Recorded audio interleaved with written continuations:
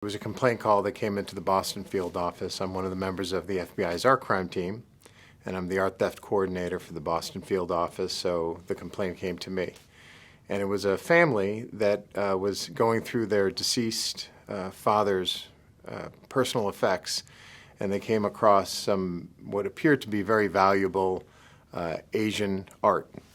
There were some scrolls, there was some pottery, there was an ancient map. It looked old and it looked valuable, and because of this, they did a little research and they determined that at least the scrolls had been entered about 20 years ago in the FBI's National Stolen Art File.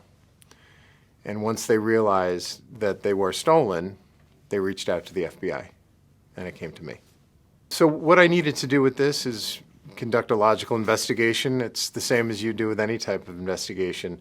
Took the information that we had. We had these beautiful old artifacts. We had a very, almost like a Rosetta Stone, we had this unsigned typewritten letter that was enclosed with the artifacts, which really kind of laid out in detail how they were collected. And it was readily apparent from reading this letter that these items were collected in Okinawa in the last days of World War II, and therefore most likely had been looted.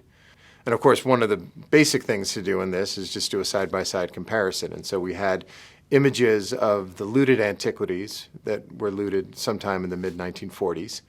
Not great quality photos, black and white, but still clear enough that you could compare them side by side with the antiquities in Massachusetts and form a pretty good conclusion that they were a match.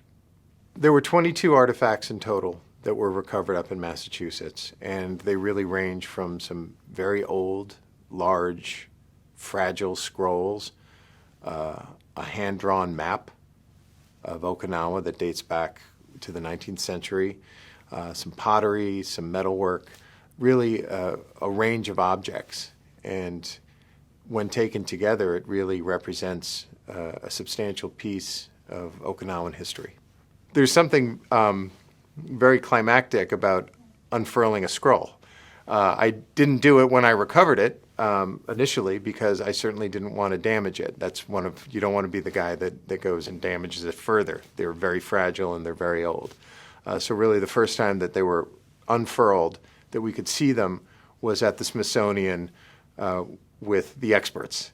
And it really is, it's an exciting moment when you watch the scroll unfurl in front of you and you just witness history and you witness something that hasn't been seen by many people in a very long time. These artifacts were culturally significant. As with any cultural patrimony, they're important pieces of a culture's identity. These were especially important because they were kings, Okinawan kings, dating back to the 19th century. And it doesn't take long to look at this before you realize that this is really something that needs to be repatriated.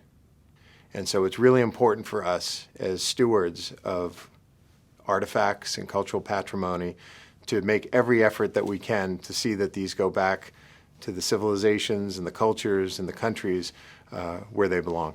Whenever we're conducting an investigation, we never go it alone. We immediately engaged with our partners at DoD, 38G, to figure out a way that we can get the logistics in place to transfer these artifacts back to Okinawa where they belong. So I think one of the biggest takeaways from this entire investigation is the fact that in this case, the family did the right thing. They did everything right. They had some questioned artifacts that they thought might not belong here in this country. They checked the National Stolen Art File, and when they realized that it may in fact have been looted cultural property, they did what they should have done, which is call the FBI. We're not looking to put people in jail because they happen to inherit some objects that have some questionable or dubious provenance. We're here to help to make sure that at the end of the day, it goes back to its rightful owner.